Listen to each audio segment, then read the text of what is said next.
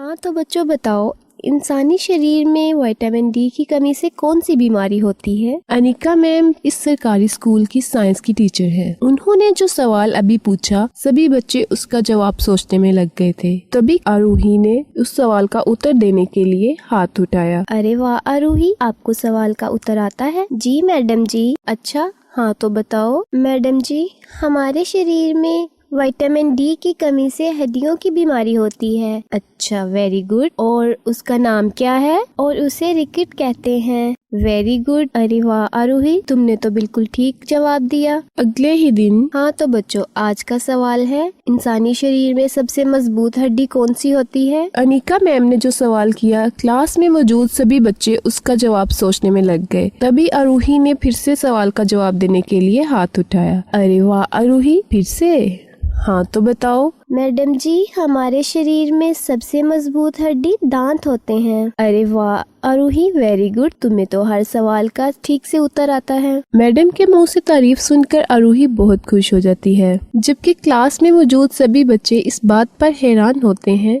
कि आरूही को हर सवाल का ठीक उत्तर कैसे आता है। आरूही का क्लास फेलो बंटी कुछ बुड़बुड़ाता है। हाँ मैं भी तो देखता हूँ हर सवाल का ठीक उत्तर देने वाली परीक्षा में कैसे अच्छे नंबर लेकर आती है। आरूही एक कुमार की बेटी थी। माता पिता के गरीब होने के कारण आरूही खूब दिल लगाकर पढ़ती थी। कुछ दिन बाद स्कूल में परीक्षा थी और आरूही 100 में से सिर्फ 40 नंबर ही ले पाई थी।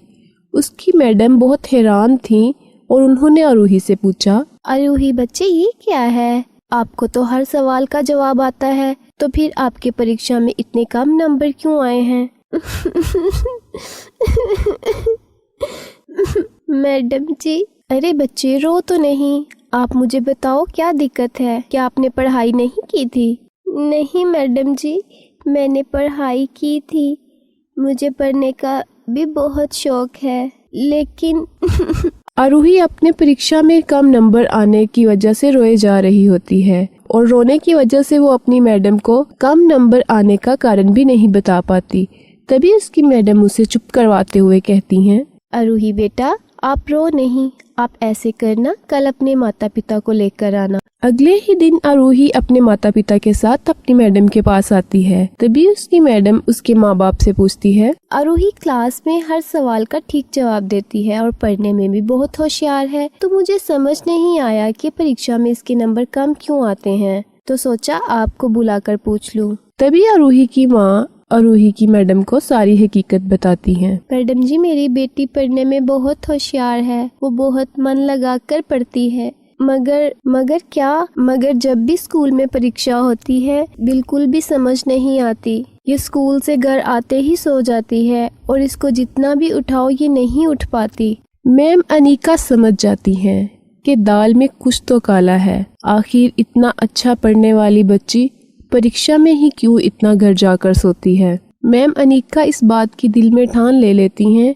कि वो इस बात की खोज लगा कर रहेंगी और वो आरूही के माता पिता से कहती हैं, ठीक है आप परेशान नहीं हो, स्कूल में 2 दिन बाद फिर से परीक्षा है और आरूही को लेने आप दोनों ही आइएगा। बाकी बात मैं आपको उस दिन समझा दूंगी। ठीक है मैडम जी, हम ऐसा ही करेंगे। अगले दिन आरूही के माता पिता छुट्टी के वक्त उसे स्कूल से लेने आ जाते हैं। मैम अनिका आरूही के माता पिता से कहती हैं, ये एड्रेस है, ये एक बहुत अच्छे डॉक्टर हैं और मेरे बहुत अच्छे दोस्त भी हैं, मैंने उनसे बात कर ली है, आप उनके पास चले जाएं। आप जाते समय उन्हें चेक करवा कर जाइएगा और वो आपको सारी बात बता देंगे। आरूही के माता पिता उसको लेकर उस डॉक्टर के पास चले जाते हैं। अच्छा तो आप आरूही हैं? हाँ मैम, अनिका ने कल ही मुझसे बात की थी। डॉक्टर आरूही का अच्छे से चेकअप करता है। मुकम्मल चेकअप के बाद आरूही के माता पिता डॉक्टर से पूछते हैं, डॉक्टर साहिब कोई चिंता की बात तो नहीं है ना? मेरी बच्ची को क्या मसला है? अरे नहीं, आप चिंता मत करें। मुझे मुआयने से जो बात पता चली, आरूही को कोई खाने में नशावर अद्वियात मिलाकर दे रहा है। ये सुनकर तो जैसे आरूही के माता पिता के पांव तले से जमीन निकल गई हो। अरे क्या डॉक्टर साहब, ये आप क्या कह रहे हैं? तभी डॉक्टर आरूही से पूछता है, आरूही बेटा आपने स्कूल से क्या खाया था? हाँ बताओ बेटा क्या खाया था? तभी आरूही की माँ उससे कहती है, आरूही मेरी बच्ची बताओ तुमने क्या खाया था? मैंने तुम्हें जो टिफिन दिया था, क्या तुमने वो खाना नहीं खाया? माँ, मेरा वो खाना मेरे दोस्तों ने खा लिया था और फिर उन्होंने मुझे अपना खाना दिया था। मुझे बहुत भूख लगी थी। क्या? कौन से दोस्त थे वो तुम्हारे बेटा? बोलो। बंटी अक्सर ऐसा करता है, मेरा खाना खुद खा जाता है और कहता है कि मुझे तुम्हारा खाना मजे का लगता है, फिर मुझे उसका खाना खाना पड़ता है।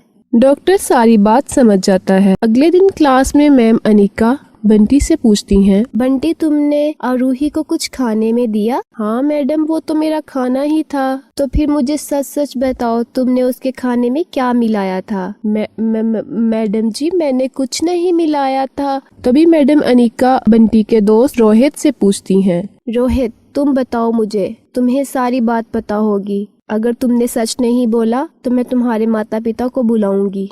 रोहित डर जाता है और सारी बात बता देता है। जी मैडम जी, बंटी जानबूझकर आरूही को परीक्षा से एक दिन पहले ऐसा खाना खिलाता था कि वो जाकर सोई रहे और वो परीक्षा की अच्छे से तैयारी न कर सके। इस तरह से वो खुद 6 नंबर लेना चाहता था और कभी उसको अपने खाने में ऐसा कुछ मिला कर दे देता था और कभी कभार तो उसके टिफिन में ऐसी कोई चीज मिला देता था जिससे उसको बहुत नींद आए। रोहित की बात सुनकर तो जैसे मैम अनिका के होश उड़ गए कि एक क्लास के छोटे से बच्चे की ये हरकत हो सकती है। मैम अनिका बंटी को बहुत डांटती हैं कि उसने इतने गलत तरीके से अगर नंबर हासिल कर भी ले तो वो किस काम के। तभी पीटीएम में बंटी के माता पिता से मुलाकात के दौरान मैम अनिका उनसे कहती हैं, बच्चे को सिर्फ अच्छे ग्रेड्स लेना नहीं सिखाएं, ना ही उन पर कोई प्रेशर डालें कि हमने आपको बारी फीसें देकर ट्यूशन लिखवाया है और ऐसा ना हो कि आपके बच्चे कुछ गलत सीख जाए। हाई मार्क्स और ग्रेड्स से तो कहीं ऊपर संस्कार होते हैं और अगर हम संस्कार ही बच्चों को गलत दे देंगे तो फिर तो हमारे देश का क्या होगा और हमारे ही बच्चे हमारे साथ कैसा सलूक करेंगे। मैम अनिका की ये बात सुनकर बंटी के माता पिता बहुत शर्मिंदा होते हैं और बंटी भी सर झुकाए शांत खड़ा होता है। उसे अपनी गलती का एहसास हो चुका था कि अगर वो गलत तरीके से कामयाब हो भी जाए तो उससे वो खुशी नहीं होगी जो एक सच्चे और खरे तरीके से कामयाब होने से होती है।